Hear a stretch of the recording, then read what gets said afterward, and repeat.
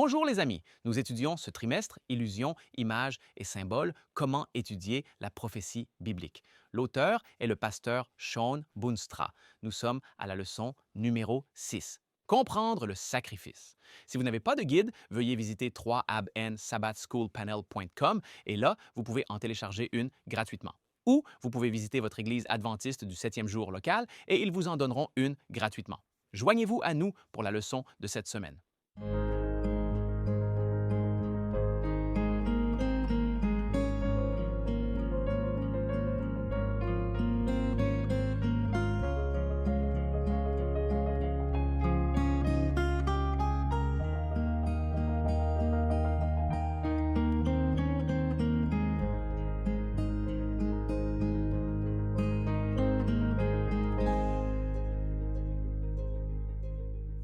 Bonjour amis, bienvenue au panel de l'école du sabbat de 3ABN.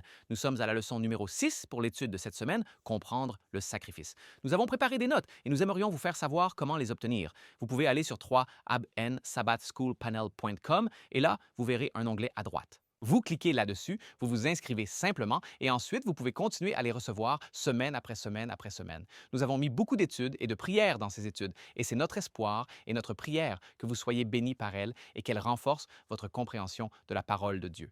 Et nous voulons vous remercier pour vos prières et votre soutien financier qui rendent possible le 3ABN Sabbath School Panel et les autres programmes formidables sur 3ABN. Nous vous encourageons à continuer de soutenir car nous devons apporter ce message au monde entier. Louez le Seigneur que 3ABN soit à l'antenne 24 heures sur 24 et nous vous encourageons à faire savoir aux gens comment ils peuvent regarder 3ABN. Et de cette manière, vous aider à faire avancer la prédication de l'Évangile afin que Jésus-Christ puisse venir bientôt. Nous aimerions maintenant vous présenter notre panel Sir Jill Morricone. Merci beaucoup, Pasteur Johnny.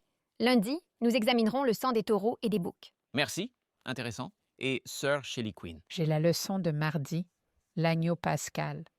J'ai hâte. Ah, c'est une bonne leçon aussi. Pasteur James Rafferty, bienvenue.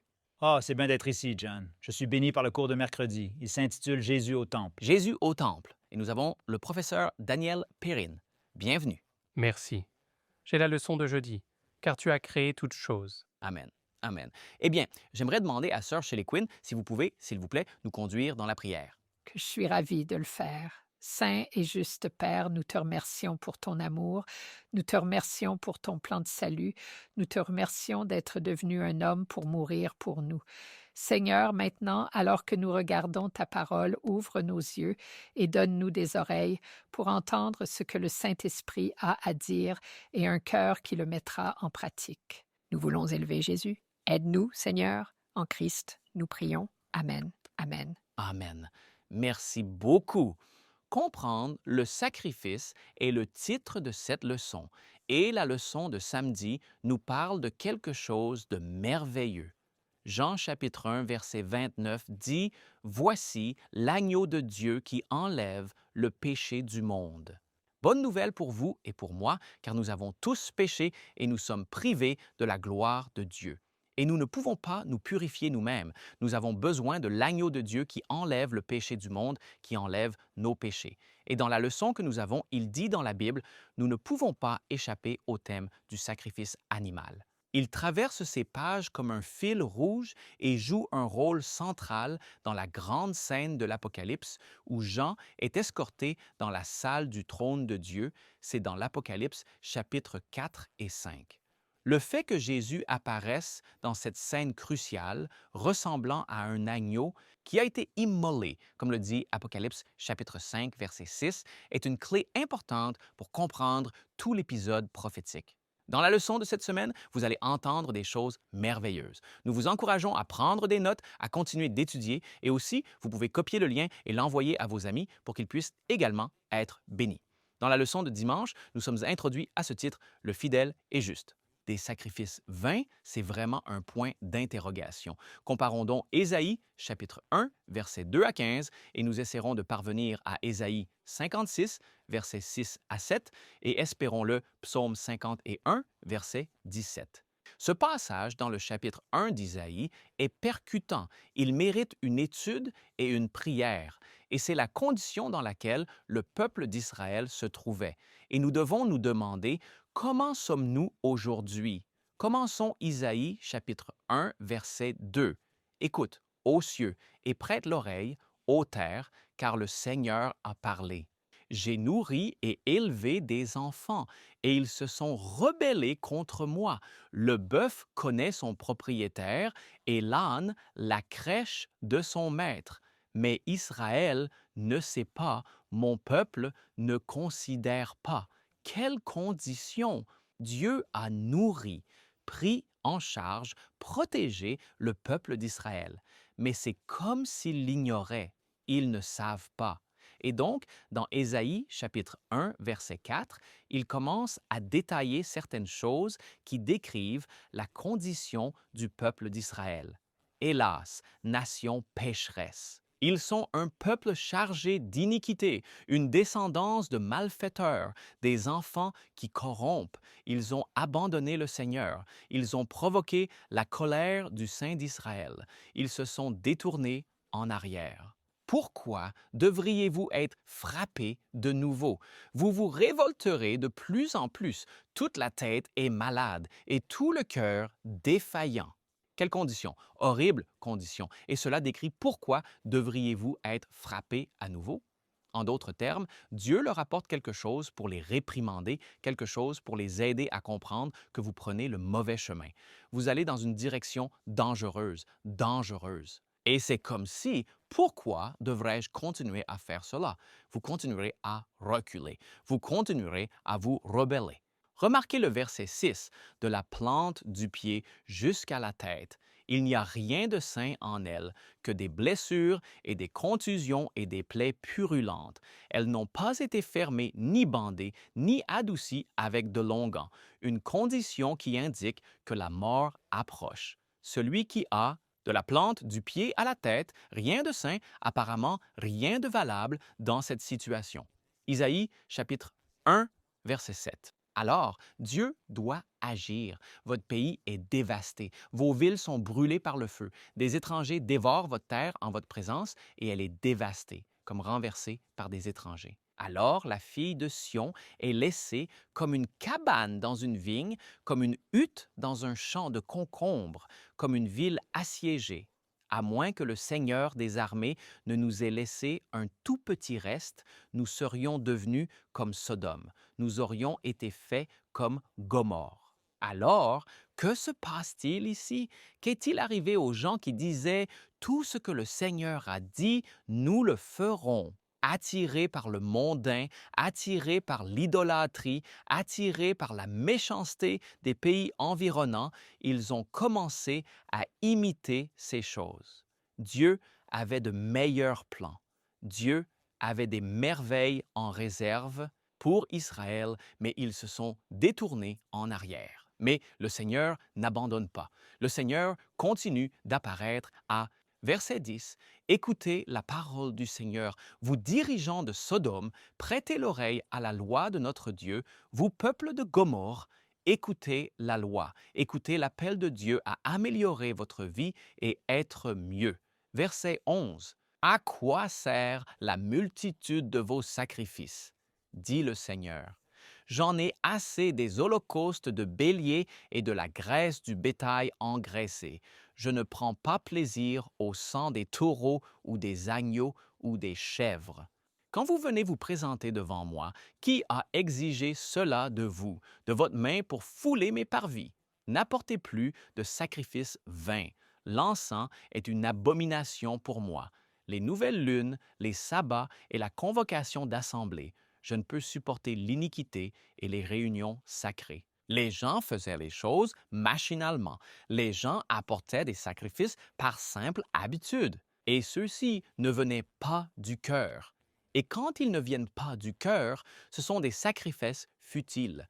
Le Seigneur ne s'en réjouit pas, même apporter de l'encens, suivre la routine. Et tout comme cela, il y a des gens qui sont habitués à Oh, je dois aller me coucher. Oh non, avant d'aller me coucher, je dois confesser mes péchés. C'est comme une habitude et cela ne vient pas du cœur. Venez au Seigneur avec sincérité de cœur. Confessez vos péchés devant lui. Faites-le vraiment avec votre cœur et en toute sincérité. Remarquez maintenant, verset 14, vos nouvelles lunes et vos fêtes désignées, mon âme les déteste. Oui, ils sont un fardeau pour moi. Je suis las de les supporter. Quand vous étendez vos mains, je cacherai mes yeux de vous. Même si vous faites de nombreuses prières, je n'écouterai pas. Vos mains sont pleines de sang. Donc, même la quantité de prières, à moins qu'elles viennent du cœur, cela ne sert à rien. Elles sont futiles. Venez au Seigneur avec sincérité de cœur, avec humilité, et il écoutera vos prières. Isaïe 56, 6 et 7. Aussi, les fils des étrangers qui se sont joints au Seigneur pour le servir et aimer le nom du Seigneur, pour être ses serviteurs. Tous ceux qui gardent le sabbat sans le profaner et tiennent fermement à mon alliance, même eux, je les amènerai sur ma montagne sainte et les réjouirai dans ma maison de prière. Leurs holocaustes et leurs sacrifices seront acceptés sur mon autel. Quoi? Pourquoi? Parce que c'est fait avec sincérité. C'est fait avec un désir d'être proche du Seigneur et non de se rebeller contre lui. Isaïe, désolé. Psaume 51, verset 17. Remarquez ce que Dieu désire vraiment. Psaume 51, verset 17. Les sacrifices que Dieu a agréés, c'est un esprit brisé, un cœur brisé et contrit. Ô Dieu, tu ne méprises pas cela. Alors, sincérité, humilité et un cœur brisé à cause de notre rébellion, Dieu s'en réjouira et il veut nous donner un cœur nouveau, nouveau. Dans la leçon, nous avons les mots suivants. Cet épisode tragique dans l'histoire d'Israël n'était pas la première fois que Dieu rejetait un sacrifice. Quelque chose de similaire est arrivé au début de l'histoire du salut. Lorsque le sacrifice d'Abel a été approuvé et reconnu par Dieu et celui de Caïn ne l'a pas été, cet épisode précoce nous offre une autre opportunité de contraster les sacrifices acceptables et inacceptables. Vous voyez, Caïn est venu avec le fruit de la terre et il ne l'a pas apporté selon les instructions de Dieu. Et parce que son cœur n'y était pas et parce qu'il faisait autre chose que ce que Dieu exigeait de lui, son sacrifice n'était pas accepté. Alors, que devons-nous faire et considérer ces choses? Nous devons à nouveau venir au Seigneur avec un cœur brisé, venir au Seigneur avec un cœur plein de désir d'être vraiment purifié du péché.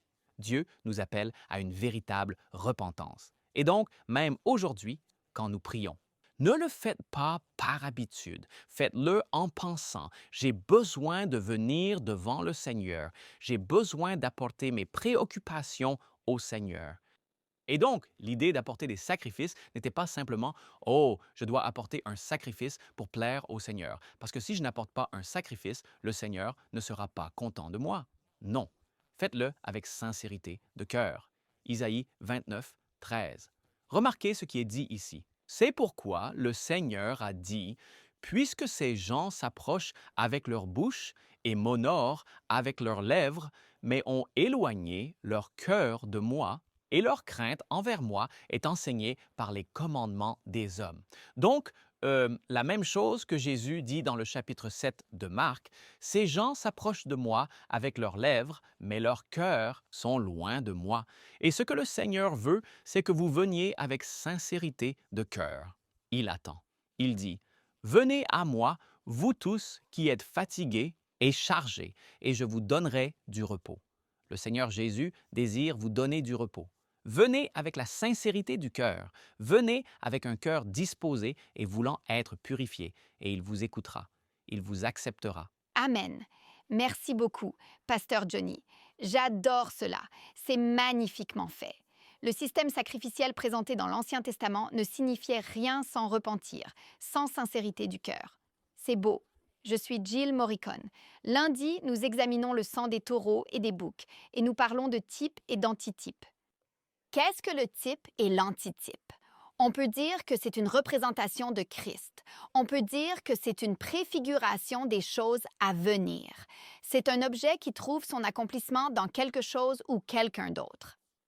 Il y a un dicton, nous l'avons tous entendu, nous l'avons probablement utilisé. Une image vaut 1000 mots. Dans l'Ancien Testament, les gens ont été informés de Christ, le Sauveur à venir.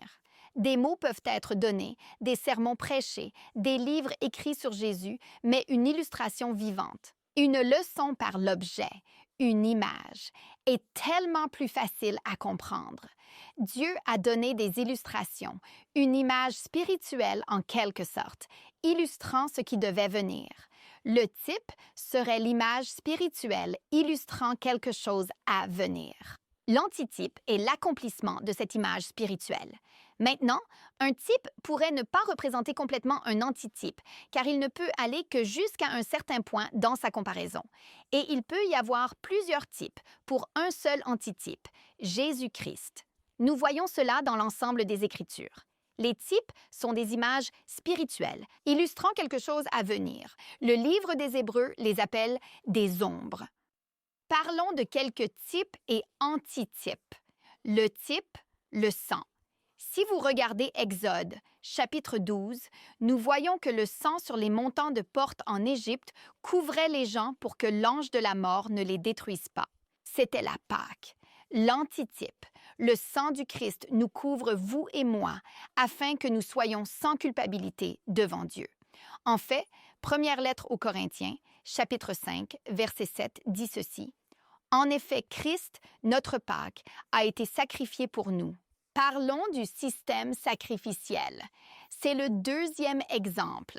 Le type était le système sacrificiel de l'Ancien Testament des agneaux. Regardons vers l'antitype. Jésus, l'agneau de Dieu. Nous voyons dans Hébreux chapitre 10, versets 3 et 4.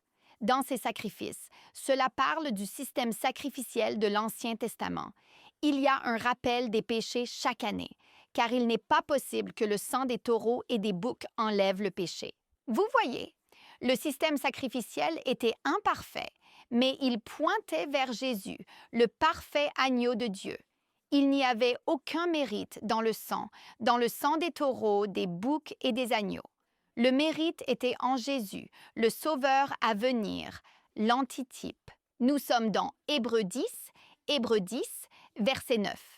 Il dit « Voici, je viens pour faire ta volonté, ô Dieu. » Il ôte le premier pour établir le second. Verset 10. C'est en vertu de cette volonté que nous avons été sanctifiés par l'offrande du corps de Jésus-Christ une fois pour toutes. Vous voyez, Jésus est venu.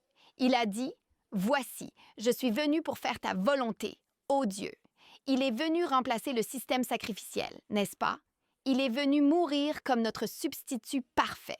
Et en supprimant le premier, il parle de retirer ces sacrifices animaux comme type, parce que Jésus est venu, offert une fois pour tous. De multiples sacrifices ne sont pas nécessaires. Aucun mérite dans le sacrifice animal, cela annonçait simplement Jésus.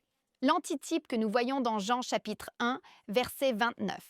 Jean disant « Voici l'agneau de Dieu » lorsqu'il voit Jésus, qui enlève le péché du monde. Parlons du type et de l'antitype pour la prêtrise. Nous sommes dans Hébreux chapitre 7, verset 23. Hébreux 7, 23. Le sacerdoce lévitique était sujet à la mort parce qu'ils étaient de simples mortels. Hébreux 7, 23. Il y avait de nombreux prêtres parce qu'ils étaient empêchés par la mort de continuer. C'est le type. L'antitype est Jésus, notre grand prêtre. Lisez le verset suivant. Verset 24. Lui, Jésus, parce qu'il continue pour toujours, a un sacerdoce immuable. Regardez au verset 27. Hébreux 7, verset 27. Les prêtres étaient eux-mêmes des pécheurs. Ils n'avaient pas besoin quotidiennement, comme ces grands prêtres, d'offrir des sacrifices, parce que les prêtres étaient des pécheurs. Ils devaient offrir des sacrifices, d'abord pour leurs propres péchés, puis pour ceux du peuple. Mais Jésus, car il l'a fait une fois pour toutes lorsqu'il a offert lui-même. Il est parfait, sans tache, sacrifié une seule fois. J'adore ça. Regardons les peaux d'animaux que nous voyons dans la Genèse, chapitre 3. Dieu a fait les animaux. Il a tué les animaux et il les a couverts, Adam et Ève, après le péché dans le jardin d'Éden avec ses peaux. Nous voyons l'antitype, non seulement le sang de Jésus, mais sa justice te couvre toi et moi. Qu'en est-il du mariage?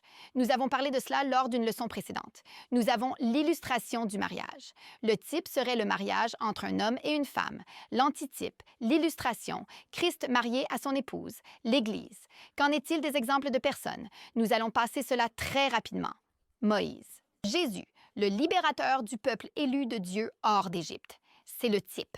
L'antitype, Christ, le libérateur du peuple de Dieu de l'Égypte, cette servitude spirituelle et le péché. Joshua, étant le type, a conduit le peuple de Dieu dans la terre promise. Christ, étant l'antitype, conduira le peuple de Dieu dans sa terre promise. David, le roi David dans l'Ancien Testament étant le type, roi d'Israël. Christ, l'antitype, roi de l'Israël spirituel. David était le sauveur de son peuple contre ses ennemis. Christ est le sauveur de son peuple contre Satan. David était berger. Christ est berger de son peuple. David était le plus petit de ses frères. Christ est revêtu de servitude et d'humilité. Nous voyons Jonas, le type, passer 3 jours dans le ventre du poisson, puis être vomi sur le sol. Christ, l'antitype, a passé 3 jours dans la tombe, ressuscitant le 3e jour. Nous voyons Isaac, le type, enfant de la promesse. Jésus, aussi Christ, était l'enfant de la promesse. Nous voyons que la naissance d'Isaac a été annoncée à l'avance. Ainsi en fut-il de la naissance de Jésus. Nous voyons qu'Isaac a été nommé avant sa naissance. Christ a été nommé avant sa naissance.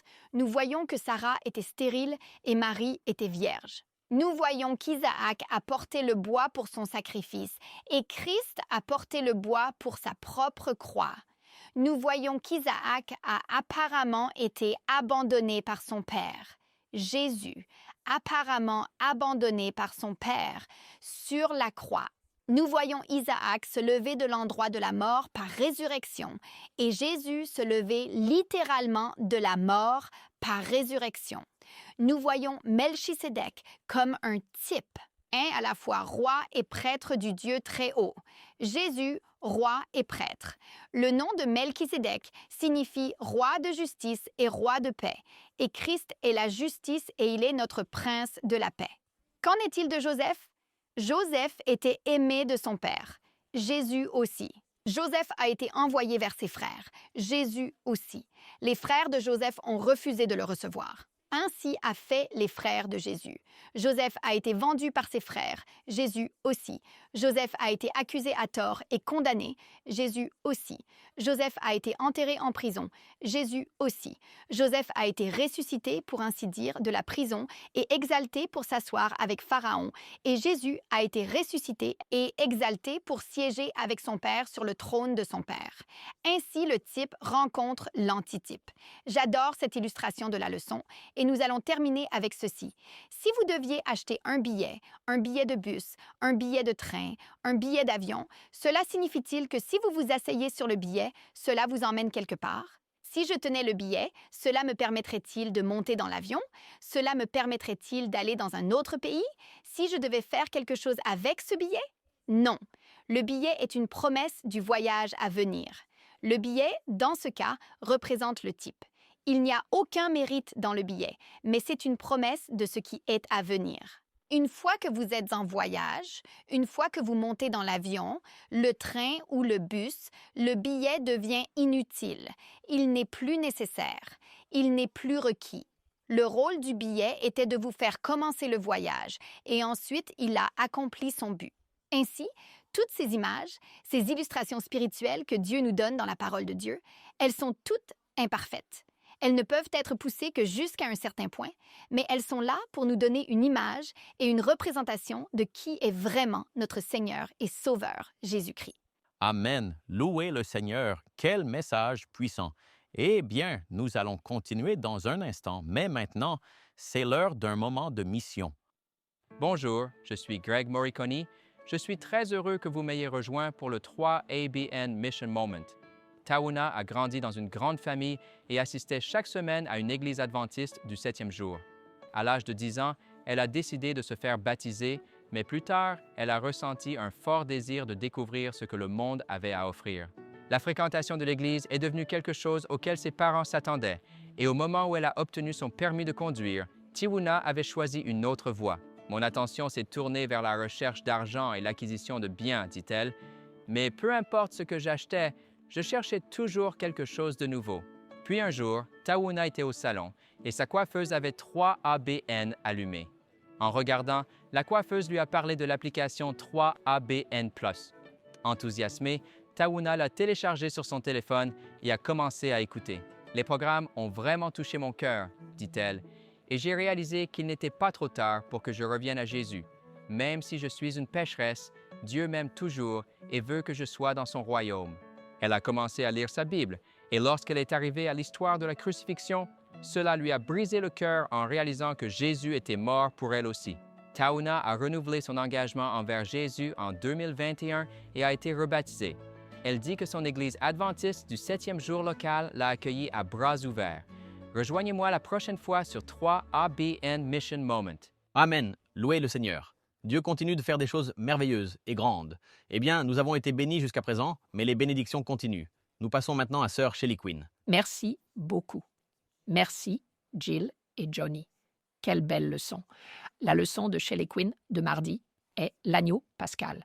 Commençons par une citation de notre trimestriel. Il dit « Le livre de l'Apocalypse se réfère à Jésus comme l'agneau » près de 30 fois. Depuis les premiers jours du plan de rédemption, le peuple de Dieu a utilisé des agneaux comme symbole du Messie à venir. Abel offrit les premiers-nés de son troupeau, et avant qu'Israël ne quitte l'Égypte pour la terre promise, ils furent instruits de racheter chaque premier-né, qu'il soit humain ou animal, avec un agneau d'1 an. C'est Exode, chapitre 12, verset 5. Fin de citation. Le thème unificateur des Écritures est l'alliance éternelle de la justice par la foi pour racheter l'humanité. Et il est résumé en 4 points. Apocalypse 13, verset 8, dit que le Christ est l'agneau qui a été immolé depuis la fondation du monde. Hébreux 13, 20 mentionne son sang comme le sang de l'alliance éternelle. Deuxième, Corinthiens 5, 20 et 1 explique le grand échange que Dieu a fait de la personne de Jésus-Christ, qui ne connaissait pas le péché pour nous, afin que nous devenions la justice de Dieu en Jésus-Christ. Et première épître de Pierre 1, 18 à 20, qui dit que nous ne sommes pas rachetés avec des choses sans valeur comme l'argent et l'or des traditions de notre Père, mais avec le précieux sang de l'agneau de Dieu, Jésus-Christ, qui était l'agneau sans défaut. Il était irréprochable. Vous savez, alors, l'alliance éternelle a été déterminée avant même que les fondations du monde soient posées. Cela a été annoncé dans le jardin, dans Genèse chapitre 3, verset 15, lorsque Dieu a annoncé le libérateur. Cela a été ratifié dans une vision dans Genèse chapitre 15 à Abraham. Puis, cela a été renouvelé à travers la personne de Jésus-Christ, à travers sa vie, sa mort et sa résurrection. Dieu a satisfait sa propre justice en devenant un être humain et en mourant pour nous sur la croix. Tu sais que Paul a dit dans 1 Corinthiens chapitre 15, verset 45, que Jésus est le dernier Adam. Il est le nouveau représentant de l'humanité. Dieu a fait tous les hommes à partir d'un seul sang, Adam. Mais maintenant, il y a un nouveau sang, et il nous unit tous à partir de ce nouvel Adam. Jésus était le sacrifice humain de substitution qui a vécu la seule vie humaine qui satisfait la sainteté de Dieu. Vous savez, nous connaissons tous Romains 3, 23. Il est écrit que tous ont péché et sont privés de la gloire de Dieu. C'est nous tous. Et nous nous arrêtons trop souvent là. Cela continue en disant au verset 24, « Nous avons été justifiés gratuitement par sa grâce au moyen de la rédemption qui est en Christ Jésus. » Alléluia. Dans l'Ancien Testament, la justice de Dieu était initié par un système sacrificiel de substitution qui pointait avec foi vers le Christ. Les substituts sacrifiés sur l'autel étaient les types.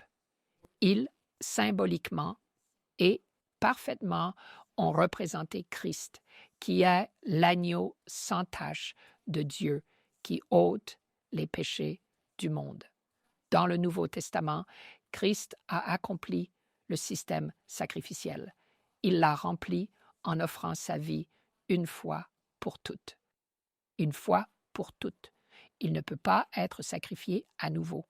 Il n'est pas Romains 6, verset 10, Hébreux 7, verset 27 et Hébreux 10, verset 10 disent « une fois pour toutes ».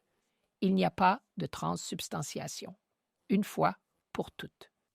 Alors, quand nous pensons à cela, dès que le péché a pénétré la sphère de justice de Dieu dans le jardin, et dès que cela s'est produit, il a ouvert le remède, une voie vers la justice par la foi. Et si vous étudiez attentivement l'Ancien Testament, savez-vous ce que vous découvrez? Qu'il comprenait le plan de salut de Dieu. Il savait même qu'ils allaient mourir et reposer dans la tombe et être ressuscités. Lisez simplement le livre de Job, et Jill l'a déjà mentionné, mais le premier sacrifice a été fait lorsque Adam et Ève ont perdu leur couverture de la gloire de la Shekinah de Dieu, sa lumière, sa justice. Et Dieu a dû leur faire une tunique d'une peau d'animal pour les couvrir parce que dès que l'innocence spirituelle était perdue, l'homme ne pouvait rien faire pour la retrouver. Ésaïe 64, 6 dit que notre meilleur, c'est bien 64, 6, n'est-ce pas? Notre justice n'est que des haillons sales devant le Seigneur.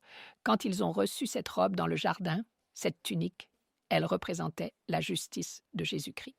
Première épître aux Corinthiens, 1, verset 30, dit qu'il est notre sagesse de Dieu, notre rédemption, notre justice, notre sanctification. Alléluia. Ils ont donc été sauvés dans l'Ancien Testament en entrant dans une relation d'alliance avec le Seigneur, en attendant le Messie. Dans le chapitre 12 de l'Exode, versets 1 à 11, Dieu est, c'est avant que les Israélites ne soient délivrés d'Égypte. Dieu envoie ses plaies. Les 3 premières étaient sur l'Égypte et sur les enfants hébreux. Mais maintenant, nous arrivons à la dernière, la 10e plaie. Et Dieu est sur le point de les faire sortir d'Égypte, mais il a initié une cérémonie de Pâques. Et voici ce qui s'est passé. Pendant 7 jours avant le repas de Pâques, il ne devait y avoir aucun levain dans leur maison. Ils devaient être épargnés par l'ange de la mort, être passés par-dessus et recevoir cette promesse de Dieu. Cela nécessitait, ou Dieu leur demanda de prendre un agneau mâle sans défaut, de sacrifier cet agneau, puis de prendre son sang sur de l'hysope et de l'appliquer sur les linteaux, le montant de la porte de leur maison. Et il promet dans Exode 12, verset 13, « Quand je verrai le sang, je passerai par-dessus vous, et la plaie ne sera pas sur vous pour vous détruire, quand je frapperai le pays de toute Égyptienne. » Ainsi, ils devaient être entièrement habillés et manger à la hâte, et ils avaient du pain sans levain, les herbes amères. Ces symboles se rapportaient à Jésus-Christ. Le levain représentait le péché, donc le pain sans levain faisait référence à sa vie sans péché, et les herbes amères représentaient et symbolisaient sa souffrance. L'apôtre Paul identifie Jésus-Christ comme notre véritable agneau pascal, montrant que tout cela était une préfiguration pointant vers l'antitype, Jésus-Christ. Il dit dans 1 Corinthiens 5,7 « En effet, Christ, notre Pâque, a été sacrifié pour nous, et son sacrifice, représenté par l'agneau pascal, n'a aucune valeur pour nous, à moins que nous l'acceptons personnellement comme Seigneur et Sauveur. Nous devons appliquer ce sang sur le linteau de notre laboratoire, de nos vies. Jésus a été crucifié lors de la Pâque, ce qui démontre encore qu'il est le Messie antitypique de l'agneau. Écoutez ceci. Ésaïe 53, 7 à 8 a prophétisé tout cela. Cela a été écrit environ 700 ans avant la vie de Christ. Ésaïe 53, 7. Il a été maltraité et il a souffert et il n'a pas ouvert la bouche. Il était conduit comme un agneau à l'abattoir et comme une brebis muette devant ceux qui la tondent, il n'a pas ouvert la bouche. Il a été emporté par l'oppression et le jugement. Et qui racontera sa génération? Car il a été retranché de la terre des vivants. Pour la transgression de mon peuple, il a été frappé. L'accomplissement de cette prophétie en la personne de Jésus-Christ prouve qu'il n'était pas un imposteur. L'agneau sans tache de Dieu est venu en tant que substitut pour expier nos péchés. Il a été frappé par Dieu, transpercé à cause de nos transgressions, et le poids de nos péchés lui a causé une telle angoisse spirituelle. Cela a brisé son cœur, mais il est mort pour que tu puisses vivre pour l'éternité. Amen. Amen. J'aime que notre focus ici sur la prophétie nous emmène directement au cœur du Christ et de Dieu, et c'est juste magnifique de voir cela. La leçon de mercredi s'intitule « Jésus au Temple ». Je suis James Rafferty et nous examinons cette tension que le trimestriel mentionne tout au long de toute l'histoire du salut. Quelle est cette tension? Eh bien, Dieu souhaite restaurer la communion que nous avons autrefois partagée avec lui et désire nous rapprocher de lui, mais amener les pécheurs en sa présence les détruirait. Car tu n'es pas un Dieu qui prend plaisir à la méchanceté, écrit David.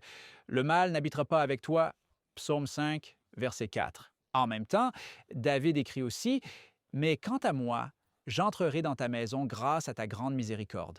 Dans la crainte de toi, je me prosternerai vers ton temple sacré. » Verset 7 du même psaume. Alors, nous avons cette tension, n'est-ce pas? Entre un Dieu qui est saint, un Dieu qui est juste, un Dieu qui ne peut permettre le péché dans sa présence sans qu'il soit consumé, et cela, bien sûr, signifie que le pécheur serait consumé s'il est lié au péché. Pensez-y, amis. La raison pour laquelle Dieu veut séparer le péché de votre vie n'est pas parce qu'il veut vous enlever tout votre plaisir et tous vos bons moments. Il veut séparer le péché pour pouvoir se rapprocher de vous sans vous détruire. Amen. Et c'est le but du plan de salut, parce que le péché n'est pas seulement ce que nous faisons. Le péché est au cœur de notre être, c'est de l'égoïsme. Et cet égoïsme est partout en nous. Et Dieu veut l'enlever. Et donc, il nous amène à une révélation de Jésus-Christ, car c'est une révélation de Jésus-Christ. C'est élever Jésus-Christ sur la croix qui détruit le péché, qui enlève notre désir pour le péché, n'est-ce pas? Cela nous amène à l'endroit où nous n'en voulons plus. Plus nous voyons Jésus, plus nous sommes attirés vers lui. Et donc, nous examinons ces prophéties, et celle que nous allons regarder maintenant se trouve dans Agé, chapitre 2. Alors, Agé est facile à trouver. Vous allez à Matthieu, qui est le premier livre du Nouveau Testament, puis vous reculez de 3 livres, Malachie, Zacharie, et vous êtes à Agé. D'accord? Donc, c'est vraiment facile à trouver. C'est seulement à 4 livres du livre de Matthieu. Agé, chapitre 2, versets 7 à 9. Agé, chapitre 2, versets 7 à 9. Nous allons simplement nous concentrer sur ces versets et en extraire tout ce qu'ils signifient pour nous. Je secouerai toutes les nations, et l'objet de désir de toutes les nations viendra. Et je remplirai cette maison de gloire, dit le Seigneur des armées. L'argent est à moi, et l'or est à moi, dit le Seigneur des armées. La gloire de cette dernière maison sera plus grande que celle de la première, dit le Seigneur des armées. Et en ce lieu, je donnerai la paix, dit le Seigneur des armées. Paix. N'est-ce pas ce que nous voulons? Paix. Avec Dieu. Vous savez, quand nous avons la paix avec Dieu, quand nous sommes en accord avec Dieu, quand nous sommes connectés à Dieu, quand nous sommes réconciliés avec Dieu, tout le reste dans ce monde s'aligne. C'est un manque de paix avec Dieu qui nous cause de mal comprendre tout le reste dans ce monde et d'être distrait de Dieu ou du véritable but de notre vie. Alors, le second temple était en cours de construction et le prophète Agé fit une promesse surprenante. Le nouveau temple serait plus glorieux que le précédent. Que signifiait cette prophétie? Cela ne semblait pas plus glorieux que le précédent et le temple de Salomon était bien plus glorieux. En fait, il y avait des gens qui pleuraient lors de la construction de ce temple parce qu'il était si minuscule par rapport à la gloire du temple de Salomon ou du temple que Salomon a construit. Donc, la manière dont nous comprenons que la gloire de ce temple soit plus grande que la gloire de celui que Salomon a construit est de comprendre le désir des nations. Cela prophétise le désir des nations. Vous savez, bien souvent, lorsque vous voulez comprendre l'Écriture, vous devez regarder son contexte pour comprendre son contexte. Si nous pouvons comprendre quel est le désir des nations, le désir de toutes les nations, nous pouvons comprendre pourquoi la gloire du second temple était plus grande. Alors, quel est le désir des nations? Je veux dire, vous êtes membre des nations. Qu'est-ce que vous désirez? Qu'est-ce que vous désirez en tant que membre des nations? Cela pourrait être une bonne question à poser. Désirez-vous de la lumière? Désirez-vous la lumière? Vous savez, il y a beaucoup de gens dans le monde aujourd'hui qui veulent vraiment comprendre ce qui se passe. Qu'est-ce qui peut m'aider, m'éclairer et m'aider à comprendre la véritable raison de ma présence ici et le vrai but de la vie? Désirez-vous la lumière? La Bible nous dit dans Jean 1, verset 9 que Jésus est la lumière du monde et qu'il éclaire chaque homme venant dans le monde. Donc, si vous désirez de la lumière, vous désirez Jésus parce que Jésus est la lumière et il veut vous éclairer. Désirez-vous la liberté? Vous désirez la liberté? Vous savez, c'était l'une des choses que je voulais vraiment quand je suis devenu chrétien. J'étais un addict. J'étais accro aux drogues, spécifiquement à l'alcool. Et je voulais la liberté. J'ai essayé d'obtenir la liberté. Je ne pouvais pas m'en débarrasser. Je ne pouvais pas m'en libérer. Personne ne pouvait m'aider à m'en libérer. Oh, j'ai grandi en allant à la tienne. Ma mère était dans AA. Vous savez, j'avais l'alcoolisme partout dans ma famille, mais je ne pouvais pas obtenir la liberté. Je faisais mes prières chaque nuit, que je sois ivre ou sobre, mais je n'ai toujours pas pu obtenir la liberté jusqu'à ce que je rencontre Jésus dans Jean chapitre 8, verset 36, où il est dit que si le Fils de l'homme te rend libre, tu seras vraiment libre. La liberté vient par Jésus. Est-ce ton désir? Qu'en est-il de la vie? Désirez-vous la vie? Dans Jean chapitre 10, verset 10, il est dit que Jésus est venu pour nous donner la vie et nous la donner en abondance. Qu'en est-il de la vérité? Désirez-vous la vérité? Jésus dit dans Jean chapitre 14, verset 6, qu'il est le chemin, la vérité et la vie. Qu'en est-il de la paix? La prophétie dit que nous aurions la paix. Jean chapitre 14, verset 27, Jésus dit « Je vous laisse la paix, je vous donne ma paix. Je ne vous la donne pas comme le monde la donne. Que votre cœur ne soit pas troublé et qu'il ne s'alarme point. » Jésus nous donne la lumière. Jésus nous donne la vie. Jésus nous donne la liberté. Jésus nous donne la vérité. Jésus nous donne la paix. Jésus doit être le désir des nations. Jésus doit être le désir des nations. Et donc, nous voyons en Jésus-Christ un chemin vers la maison, un chemin de retour vers notre Créateur, notre Dieu aimant, notre Père céleste, notre Rédempteur, notre véritable ami. Tel est le but de la vie, pour être reconnecté avec Dieu à travers Jésus-Christ. Tout le reste pâlit en comparaison. Et par la croix, par le sacrifice de Jésus-Christ, un chemin vers le Père a été ouvert. La réconciliation a été réalisée pour le monde. Deuxième épître aux Corinthiens, chapitre 5, verset 19. Nous avons été réconciliés avec le monde par la mort de Jésus-Christ. Ainsi, la croix est de loin la plus grande manifestation de l'amour de Dieu. Mais il y a d'autres manifestations de l'amour de Dieu. Une autre manifestation de l'amour de Dieu qui s'exprime par la croix est l'idée que Jésus-Christ est devenu partie de la race humaine pour nous, pour toujours. Maintenant, bien sûr, nous pensons souvent à Jésus-Christ venant sur cette terre. Vous savez, il est venu en tant qu'homme et il était un bébé et il a été élevé à l'établi du charpentier et il a vécu à Nazareth et il a exercé son ministère pendant 3 ans et demi, vous savez, voyageant et guérissant. Et puis tout s'est terminé et, bien sûr, il est retourné vers le Père et il est à sa droite et il est Dieu. Eh bien, pas exactement. Vous voyez, lorsque Jésus a été ressuscité, il a conservé un corps terrestre. Il est apparu une nuit parmi ses disciples. L'un d'eux n'avait pas entendu parler de la résurrection. Eh bien, il en avait entendu parler, mais il n'avait pas vu Jésus, et il doutait, Thomas le sceptique. Et donc Jésus a dit, « Touche-moi et vois. Mets tes mains dans mon côté. Mets-les dans les plaies dans mes mains. Mettez vos doigts dans les blessures de mes mains et voyez que j'ai de la chair et du sang. » Jésus-Christ n'est pas venu pour être un homme pendant 3 ans et demi, ou, excusez-moi, pendant 33 ans et demi, puis nous quitter. Jésus-Christ a pris sur lui la forme d'un homme. Il est devenu le Fils de l'homme pour toujours. Il y a un verset puissant dans la Bible, dans Ésaïe 9, verset 6, et je veux que nous regardions ce verset biblique avec une certaine emphase. Peut-être pourrions-nous le regarder avec un regard neuf pour comprendre que Jésus-Christ conserve son humanité pour toute l'éternité. En d'autres termes, Jésus-Christ est le second Adam. Il est le nouveau chef de la race humaine. Jésus est devenu un avec notre humanité.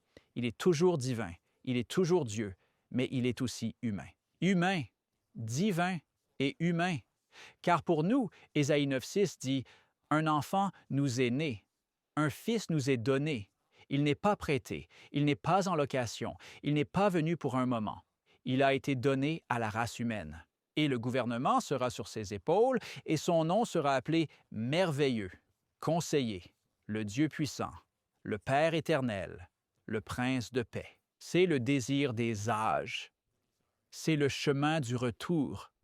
C'est ce que cela signifie quand il est dit que Jésus est venu au temple pour remplir ce temple avec plus de gloire que le premier temple, car dans la première manifestation de la gloire de Dieu dans le temple, c'était la lumière Shekinah.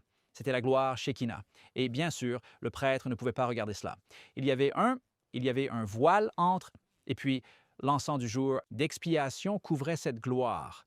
Mais dans la deuxième manifestation, Jésus-Christ est venu voilé dans l'humanité et il est entré dans ce temple et a apporté une plus grande gloire à ce temple que nous avons vu dans le premier temple.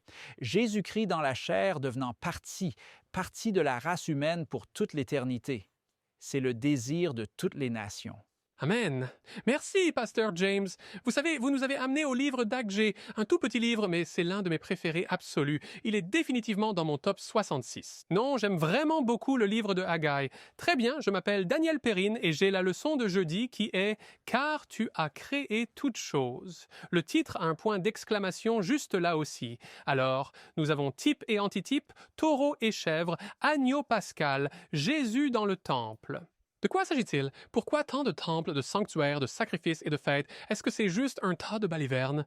Les anecdotes bibliques, car parfois cela peut sembler comme ça pour quelqu'un comme vous avez l'histoire de Jésus, bien sûr. Mais si vous voulez quelque chose pour une quête intellectuelle, quelque chose juste pour savoir un peu, vous savez où est le bassin, vous savez où est le voile, ce genre de choses, alors vous faites une petite étude sur le sanctuaire juste pour avoir des informations supplémentaires dans votre arsenal. Ce n'est pas vraiment la raison pour laquelle le sanctuaire est dans la Bible. Il y a bien plus que ça. Le livre de l'Exode, 40 chapitres, 13 de ces chapitres concernent le sanctuaire à propos du temple.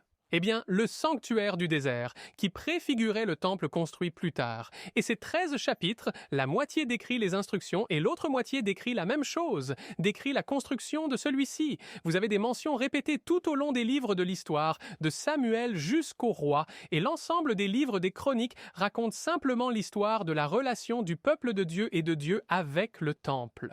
Reçu par les prophètes. Des personnes comme Jérémie, tout un chapitre, chapitre 7, Jérémie se tient dans le temple, à la porte du temple, et il prêche son sermon sur le temple là-bas. Mais en fin de compte, il ne s'agit pas seulement du temple, du moins pas du temple terrestre, pas de la structure construite sur terre. Écoutez ce que Dieu a dit qui arriverait à son temple dans Michée 3, verset 12. Il dit, c'est pourquoi à cause de vous, Sion sera labouré comme un champ en parlant à Israël pécheur. Jérusalem deviendra des tas de ruines et la montagne du temple comme les collines nues de la forêt. En d'autres termes, le temple va être détruit. Trouvez la même chose dans Jérémie 26, versets 6 à 7. Vous trouvez dans Daniel, chapitre 9, verset 25, un ordre qu'il y aura un ordre pour restaurer et reconstruire Jérusalem et le temple. Et cela a été réalisé par ceux qui revenaient d'exil avec des pleurs et des acclamations. Des acclamations par ceux qui disaient oui et des pleurs par ceux qui savaient à quoi ressemblait l'original. Mais ensuite, le verset suivant, le verset 26, dit « Et le peuple du prince qui doit venir détruira la ville et le sanctuaire. » D'accord, le sanctuaire va être reconstruit, mais ensuite il sera à nouveau détruit. Et cela s'est produit lorsque dans Matthieu 24, Jésus regarde vers l'avenir et il dit à ses disciples « Jésus sortit et s'éloigna du temple, et ses disciples vinrent à lui et lui montrèrent les bâtiments du temple. Et Jésus dit « Ne voyez-vous pas toutes ces choses? En vérité, je vous le dis, il ne restera pas ici pierre sur pierre, c'est du temple, qui ne soit démoli. Elles seront toutes renversées, complètement démontées. » Tout cela nous indique que le temple sur terre, les détails triviaux du mobilier et des choses, juste l'information, n'est pas le point principal. Tout pointe vers autre chose. Et c'est de cela qu'il s'agit dans le chapitre 9 des Hébreux et de nombreux autres endroits dans l'Ancien et le Nouveau Testament qui nous dirigent de le terrestre vers le céleste. C'est là où se passe la vraie action, le vrai travail.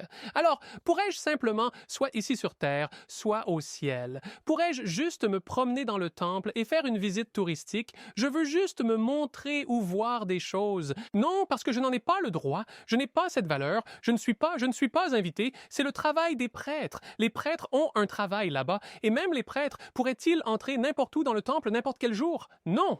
Il y avait une partie du temple qui s'appelait le lieu très saint, et Hébreux chapitre 9, verset 7 dit particulièrement, on trouve cela aussi dans le Lévitique, vous n'y entriez pas sans le sang du sacrifice. Donc, je veux dire, disons que j'étais un prêtre, pourrais-je simplement prendre un peu de mon sang, mon propre sang versé, et entrer là-dedans avec mon sang? Non, parce que mon sang, il n'est pas pur, ce n'est pas bon, ça ne va pas. Tout ce que cela va faire, c'est indiquer que je suis mort, ça ne va pas me sauver, et ça ne va certainement pas sauver qui que ce soit d'autre. Et pourquoi cela? Parce que je ne suis pas digne, je n'ai aucune dignité en moi-même. Isaïe reçoit en fait une vision du temple au chapitre 6, et il voit le temple. Verset 1, il est invité à entrer et il voit les séraphins, il voit les anges de Dieu, il les voit crier les uns aux autres, « Saint, Saint, Saint est le Seigneur, toute la terre est pleine de sa gloire. » Il y a une voix puissante qui secoue le temple et de la fumée, et puis il dit au verset 5, malheur à moi. Je suis perdu. Je suis un homme aux lèvres impures, et j'habite au milieu d'un peuple aux lèvres impures. J'ai vu le roi, le Seigneur des armées. C'était en fait l'expérience de conversion d'Isaïe quand il se retrouve face à son indignité, surtout là dans le temple. Il est indigne. Dans le chapitre 5, 5 et 6, 4 et 5 de l'Apocalypse, Jean est aussi invité dans le temple au ciel. Et ressentez-vous parfois, lorsque vous entrez dans la présence de Dieu, votre dignité? Je mérite tellement d'être ici, je suis tellement digne, parce que si vous pensez cela, soit vous n'êtes pas en présence de Dieu, soit vous nourrissez ce type d'orgueil que Lucifer avait quand il était dans la présence de Dieu. John entre dans le temple au paradis. Il est invité à entrer en présence de Dieu et il y a le trône et il y a celui qui est assis sur le trône. Il y a une mer de verre, il y a l'arc-en-ciel d'émeraude autour de lui et des éclairs et des tonnerres et toute la louange est dirigée, menée par les 4 créatures, puis suivie par les 24 anciens et il crie Apocalypse 4 verset 11 en crescendo. Tu es digne, tu es digne. Je ne suis pas digne. John n'était pas digne. Isaïe n'était pas digne. Ô Seigneur, de recevoir l'honneur et le pouvoir, car tu as créé toutes choses, et par ta volonté, elles ont existé et ont été créées. Eh bien, cela nous transfère dans l'Apocalypse chapitre 5. Il voit dans la main droite de celui qui est assis sur le trône un rouleau écrit au dos et scellé à l'avant et à l'arrière, à l'intérieur et à l'extérieur, et scellé de 7 sceaux. Et un ange s'écrie « Qui est digne d'ouvrir le rouleau ?» Et une recherche est effectuée et personne n'est digne, ce qui est tellement inattendu car ils viennent de louer celui qui est assis sur le trône comme digne. Et Jean regarde autour de lui et personne n'est trouvé digne d'ouvrir le rouleau. Et ce rouleau, lorsqu'il est ouvert, révèle et exécute le plan de salut sur terre que Dieu a désiré et que Jésus a acquis. Et alors Jean commence à pleurer, pas simplement en essuyant une larme errante. Il pleure. Et je ne sais pas pourquoi vous pleurez, mais vous pleurez lorsque quelque chose de grande valeur est perdu. Et Jean dit que si ce rouleau n'est pas ouvert, quelque chose de grande valeur ne pourra pas arriver, quelque chose de grande valeur est perdu. Qui est digne? Jean ne l'est pas, je ne le suis pas, vous ne l'êtes pas. Verset 5. Un des anciens m'a dit « Ne pleure pas, voici, le lion de la tribu de Juda, la racine de David, a vaincu pour ouvrir le livre et en rompre les 7 sceaux. Tout cela est pertinent pour vous, cela est pertinent pour votre vie, car l'ouverture de ce livre s'exerce sur terre dans nos vies à travers l'histoire, le plan de salut que Dieu a ordonné. Quelqu'un est digne. Un lion est la racine de David, et la racine de David, la racine est le fondement de toute valeur, et le lion est la continuation de toute valeur à travers la force de Dieu, à travers le caractère de Jésus, à travers sa grâce. J'ai regardé et voici verset 6 au milieu du trône et des 4 créatures vivantes au milieu des anciens se tenait un agneau comme s'il avait été tué. Verset 7. Puis il vint et prit le rouleau de la main de celui qui était assis sur le trône. C'est ce que toute l'Écriture attendait avec impatience et à quoi elle faisait allusion. L'agneau qui a été immolé, pas seulement sur terre, Terre, pas seulement un fait trivial, mais c'est la réalité de tout cela. L'agneau immolé est digne. Lui seul est digne à tous égards ici. Et c'est le même agneau dans l'Apocalypse 14, verset 4, que les 144 000 suivent partout où il va. C'est cet agneau. Verset 7. Maintenant, lorsqu'il eut pris le rouleau, je suis au verset 8, les 4 créatures vivantes et les 24 anciens, les voilà de nouveau menant cet éloge, tombèrent devant l'agneau, chacun ayant une harpe et des coupes d'or pleines d'encens, qui sont les prières des saints, et ils chantaient un cantique nouveau en disant « Vous êtes dignes de prendre le rouleau et d'en ouvrir les seaux, car vous avez été tués et nous avez rachetés pour Dieu par votre sang de toute tribu, langue, nation et peuple. » Cette dignité vient entièrement de l'agneau qui est immolé. Qu'est-ce que cela signifie pour vous? Qu'est-ce que cela signifie pour moi? Ce n'est pas juste des anecdotes. Tout cela dit qu'ici, sur terre, Dieu nous a donné de nombreux indices, signes, rappels, types, toutes choses du passé et présent. Nous avons des choses à voir sur notre terre qui détournent notre attention de la terre vers là où il y a une véritable dignité au ciel. Et cette dignité est grâce à Jésus, l'agneau immolé. C'est la réalité de la plus vraie nature. Le sanctuaire céleste. Ce n'est pas seulement une doctrine unique à une dénomination d'église nommée les Adventistes du 7e jour. La doctrine du sanctuaire est la dignité de Jésus-Christ. Aspirez-vous à la dignité de Jésus-Christ? Alors nous aspirons à son œuvre dans le sanctuaire céleste. Amen. Amen. Merci, professeur Daniel Perrin, pasteur James Rafferty, sœur Shelley Quinn et sœur Jill. Nous avons maintenant un moment pour un dernier commentaire de chacun d'entre vous.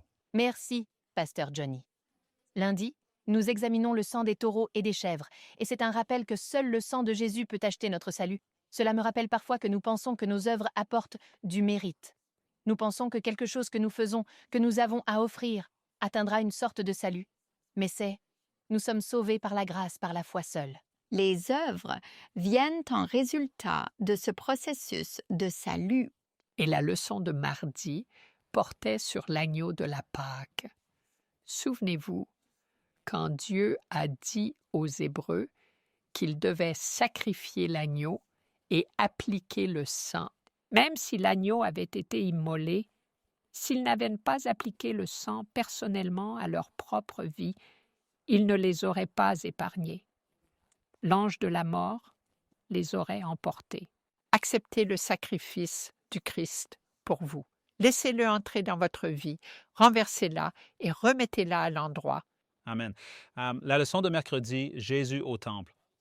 Vous savez, la Bible nous dit que nous sommes le temple du Saint-Esprit, que Dieu veut que ce corps, cet esprit, ce cœur soit son temple.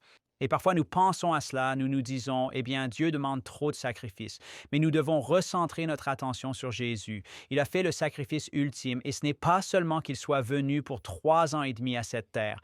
Il a fait un sacrifice éternel. Il est devenu partie de la race humaine pour nous. Alors, quand vous avez du mal à renoncer à cette petite chose ou à cette autre petite chose que cette terre offre, souvenez-vous que Jésus-Christ a fait le sacrifice ultime pour vous individuellement et il aspire à vous réconcilier avec lui pour toute l'éternité. Vous savez que lorsque vous lisez les Écritures, Quand je lis les Écritures, ça va.